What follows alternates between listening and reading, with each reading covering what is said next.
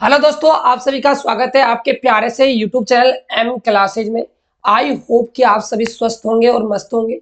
आज के इस वीडियो के अंदर हम सॉल्यूशन करने वाले हैं आपके फिजिक्स के वीकली टेस्ट का, जो आज आपका हुआ है। हम सभी क्वेश्चनों को सोल्व करेंगे बच्चों, चाहे वो आपका ऑब्जेक्टिव क्वेश्चन हो चाहे आपका सब्जेक्टिव क्वेश्चन हो। वीडियो को आप पूरा जरूर देखिएगा।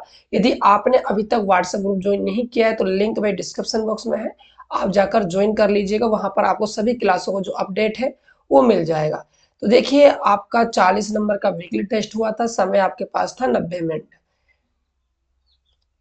सेक्शन जो ए है उसके अंदर आपसे ना 10 ऑब्जेक्टिव क्वेश्चन पूछा गया था और हर एक ऑब्जेक्टिव क्वेश्चन आपका 2 नंबर का था। पहला क्वेश्चन था आपका SI unit of electric potential is, यानी कि आपको विद्युत विभव का एसआई मात्रक बताना है। देखिए, विभव का फॉर्मूला होता है V बराबर में W बटा में Q। ठीक है, तो यहां से आप देख सकते हो जब जूल बटा में क्या हो जाएगा, गुलाम हो जाएगा। बट आप यहाँ ध्यान दीजिए, कहीं पर भी ऐसा आपको भाई मात्रक नहीं दिया हुआ है, तो ये मात्रक तो होगा नहीं। तो एक मात्रक क्या होता है भाई, वोल्ट और होता है। तो यहाँ पर आपका सी ऑप्शन बिल्कुल सही जवाब चला जाएगा। बात करते हैं नेक्स्ट क्वेश्चन की। क्वेश्चन नंबर देखिएगा आपका सेकंड क्या है। आपसे पूछ रहा है कि भाई विद्युत क्षेत्र की तीव्रता और विद्युत विभव V के बीच क्या संबंध होता है। तो संबंध होता है E बराबर में माइनस का dV बटा में dr। ये इन दोनों में आपस में संबंध होता है। तो आप ऑप्शन देखिए, आपका बी ऑप्शन बिल्कुल सही जवाब आपका चला जाएगा। ये सारे क्वेश्चन बच्चों मैंने आपको 30 अगस्त को ही करवा दिए थे कि भाई ये एग्जाम में आएंगे, आप इनको अच्छे से तैयार कर लीजिए। सारे के सारे वही क्वेश्चन आपको आपके एग्जाम में देखने को मिले हैं। अगला क्वेश्चन क्या है, ध्यान दीजिएगा। The capacity of the parallel plate capacitor increase when, यानी कि जो समांतर पट्टी का संधारित्र है उसकी क्षमता कब आपकी बढ़ जाती है, यह आपको बताना है। देखिए, जो धारिता होती है उसका फॉर्मूला होता है C बराबर में A epsilon naught epsilon R upon में डी होता है। राइट, आप क्षेत्रफल में वृद्धि करते हो तो आपकी धारिता बढ़ जाएगी, आप माध्यम में वृद्धि करते हो या माध्यम रखते हो तो धारिता बढ़ जाएगी, और आप दूरी के मान घटाते हो तो धारिता घट जाएगी। ठीक है, तो पहला है कि पट्टिका के क्षेत्रफल को कम कर कर, भाई कम तो आप करोगे तो धारिता क्या हो जाएगी, कम हो जाएगी, बढ़ेगी तो नहीं। ये भी कट हो जाता है ऑप्शन। पट्टिका का क्षेत्रफल बढ़ जाता है, हाँ ये बात आपकी बिल्कुल सही है। आप यदि ए के मान को बढ़ाओगे तो धारिता का मान बढ़ जाएगा। नेक्स्ट ऑप्शन है पट्टिका के बीच की दूरी बढ़ जाती है, दूरी बढ़ा दी तो धारिता भाई घट जाएगी, ये भी आपका गलत ऑप्शन है और ये तो आपका गलत हो ही गया। तो आपका बी ऑप्शन इस क्वेश्चन का बिल्कुल सही जवाब चला जाएगा। नेक्स्ट क्वेश्चन देखिएगा, क्वेश्चन नंबर है हमारा 4। आपसे पूछ रहा है कि which of the following option is correct in a region of constant potential, यानी कि निम्नलिखित में कौन सा विकल्प सही है एक समान विद्युत विभव के क्षेत्र में। देखिए, एक समान आपका विद्युत विभव है, ठीक है, यानी कि V का मान क्या है भाई, कांस्टेंट है, यानी कि स्थिर है। तो आपसे पूछ रहा है इनमें से कौन सा विकल्प सही होगा। जहां भाई विभव समान होगा वहां जरूरी नहीं विद्युत क्षेत्र आपका एक समान हो। क्षेत्र के अंदर आवेश हो सकता है, ये बात भी गलत है। यदि आवेश क्षेत्र के बाहर रखा जाता है तो विद्युत क्षेत्र आवेश रूप से बदल जाएगा, ये भी बात गलत है। जो आपका ऑप्शन नंबर ए है the electric field is zero, तो आपका विद्युत क्षेत्र क्या हो जाएगा भाई, शून्य हो जाएगा। ए ऑप्शन आपका बिल्कुल सही जवाब चला जाएगा। बात करते हैं नेक्स्ट क्वेश्चन की। क्वेश्चन नंबर है आपका 5। ये भी क्वेश्चन बच्चों मैंने आपको कल ही करवाया था। ठीक है, बिल्कुल सिंपल क्वेश्चन आपसे पूछा गया है। पूछ रहा है 3 capacitor each of the capacity C are add in series connection then the equivalent capacitance will be, यानी कि क्षमता C के 3 संधारित्र हैं जो श्रेणी श्रृंखला में क्या है, उनका कनेक्शन है। समकक्ष की आपको धारिता बतानी है, धारिता का मान कितना हो जाएगा। देखिए, जब भी आप संधारित्रों को श्रेणी क्रम में जोड़ते हो तो फॉर्मूला आता है 1/CS बराबर 1/C1 प्लस में 1/C2 प्लस में 1/C3। ये आपका फॉर्मूला होता है धारिता का। अब देखिएगा 1/CS, आपका C1 का मान भी C है, प्लस C2 भी C है और C3 भी आपका क्या है C है। 1/CS बराबर एलसीएम आपका C आ जाएगा 1+1+1 हो जाएगा। 1/CS बराबर कितना हो जाएगा 3/C। आपको CS चाहिए तो फॉर्मूला आ जाएगा C/3 बनकर, तो C/3। तो ऑप्शन नंबर आपका जो सी है वो आपका बिल्कुल सही जवाब चला जाएगा। ये सवाल बच्चों मैंने आपको करवाया था। देखिए नेक्स्ट क्वेश्चन मैंने आपको करवाया था भाई किरचॉफ का द्वितीय नियम और आप किरचॉफ का प्रथम नियम को अच्छे से तैयार करके चले जाना। यहाँ से डेफिनेट एक क्वेश्चन बनेगा ऑब्जेक्टिव और वो बन भी गया बच्चों। क्वेश्चन में क्या पूछा गया है कि भाई किरचॉफ जो आपका जंक्शन रूल है वो बेस्ड ऑफ द कन्वर्जेशन यानी किसके संरक्षण पर आधारित है किरचॉफ का संधि नियम। तो संधि नियम कह दो, जंक्शन पॉइंट नियम कह दो, या फिर आप कह दो इसको केसीएल का नियम कह दो, या फिर आप इसको कह दो किरचॉफ का प्रथम नियम। ये 4-5 नाम होते हैं बच्चों, काफी परेशान भी करते हैं। तो यहाँ बच्चों किरचॉफ के पहले नियम की बात कर रहा है कि किस पर संरक्षण पर आधारित है। देखिए जो किरचॉफ भाई साहब थे उन्होंने दो रूल दिए, फर्स्ट लॉ और सेकंड लॉ। फर्स्ट लॉ को हम केसीएल के नाम से जानते हैं और सेकंड जो लॉ है उसको हम केवीएल के नाम से जानते हैं। जो फर्स्ट लॉ होता है ये आपका होता है भाई चार्ज पर, और जो सेकंड है ये आपका है एनर्जी पर। ठीक है, तो फर्स्ट ही बात कर रहा है तो ये हो जाएगा आपका आवेश संरक्षण पर आधारित। ऑप्शन नंबर आपका बे बिल्कुल सही जवाब चला जाएगा। अगला क्वेश्चन है the resistivity of material of a conductor depends on, यानी किसी चालक के पदार्थ की जो प्रतिरोधकता होती है वो निर्भर किस पर करती है। देखिए जो चालकता होती है बच्चों हमेशा याद रखिए वो आपके टेम्परेचर पर डिपेंड करती है, टेम्परेचर पर, राइट। तो यहाँ पर आपका तापमान हो जाएगा, टेम्परेचर बढ़ाते हो तो आपकी जो प्रतिरोधकता है वो भी क्या है बढ़ जाती है। बात करते हैं नेक्स्ट क्वेश्चन की।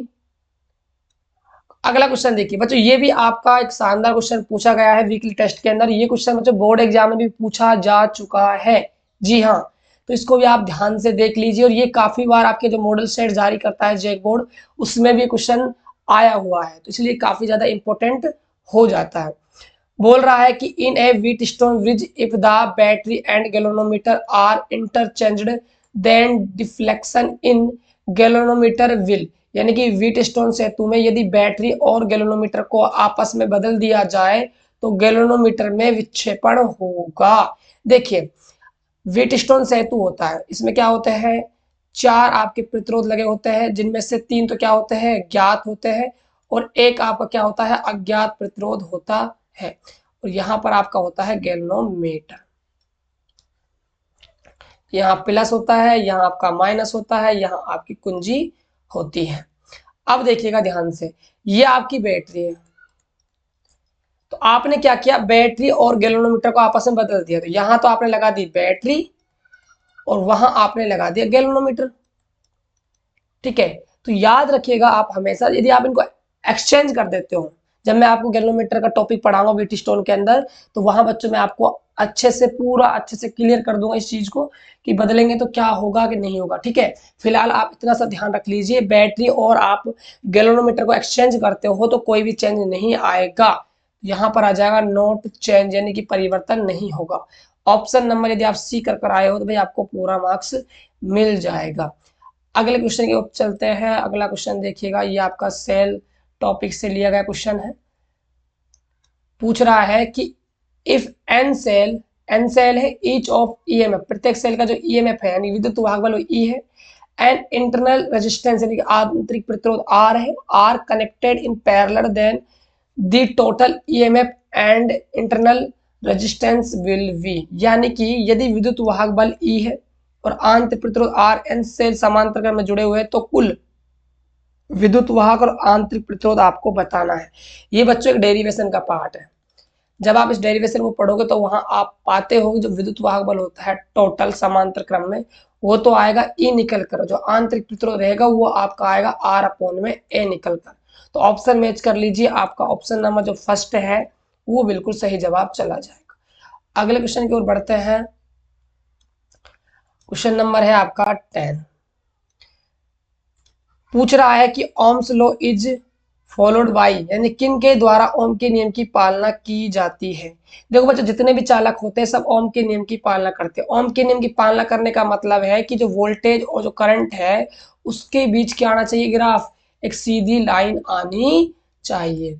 यदि वो सीधी लाइन आ रही है तो वो सब क्या है, ओम ये चालक है, ओम के नियम की पालना करते हैं। तो यहाँ पर कंडक्टर करते हैं, सिर्फ चालक करते हैं। ऑप्शन नंबर आपका ए चला जाएगा। चलिए, ये तो आपके समाप्त हुए ऑब्जेक्टिव क्वेश्चन। अब हम करेंगे वेरी शॉर्ट आंसर क्वेश्चन को सोल्व। देखिएगा ध्यान से। यदि आपने भाई अभी तक अपना जो न्यूमेरिकल पार्ट है उसको मैच नहीं किया है कि आप सही कर कराए गलत कर कराए, तो यहाँ देख लीजिएगा। ठीक है, एक समविभव सतह पर दो बिंदुओं के बीच 100 माइक्रोकूलम आवेश को स्थानांतरित करने में कितना कार्य किया जाता है। ठीक है, समझिएगा ध्यान से। कार्य आपसे पूछा गया है। मान के चलिए एक समविभव पृष्ठ सतह है या समविभव पृष्ठ है।